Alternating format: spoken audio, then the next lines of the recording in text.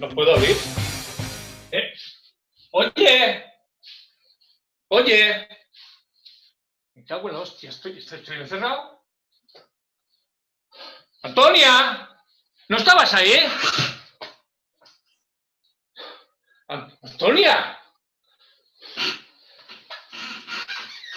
Me cago en la puta. ¡Oye! Eduardo, Sí, oye, ¿qué haces? ¿Por qué? ¿Por qué estoy encerrado? No puedo salir. es que me interesa saber algunas cosas, ¿Pero por qué me encierras? porque así te tengo más seguro. Más que, déjame en paz, oye. Ábreme la puerta, va, venga, va, déjate de bromas, venga. ¿Por qué no me abres si hablamos cara a cara?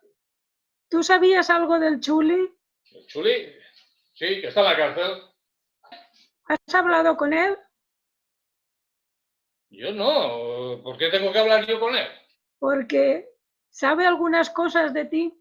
¿Y qué me quieres decir con eso? Yo también sé cosas de él. Bueno, ¿me abres o no? No, antes tengo que saber algunas cosas. Mira, te voy a decir una cosa. Si no me abres el ventanuco ese que hay ahí, con la mancuerna esta, lo reviento, ¿eh? El Chuli ha salido. ¿Cómo que has salido de la cárcel? Ay, parece que lo ignoras. ¿Lo sabías que ha salido? Y el primer sitio donde puede ir es aquí. Aquí. Y no ha venido. No sé, a saber, se habrá ido... Yo creo que hay algo que ver contigo que el Chuli no aparezca. Mira, si me abres la puerta, te digo dónde está el Chuli. No me fío. ¿No te fías? Que te voy a decir Sí. dónde está. Ábreme la puerta, de verdad. Entonces, ¿sabías que había salido de la cárcel? Sí, lo sabía. Lo sabía. ¿Y Además, sabes lo he estado cuidando en la cárcel, ¿eh? Lo he estado cuidando, ¿eh? Que lo sepas.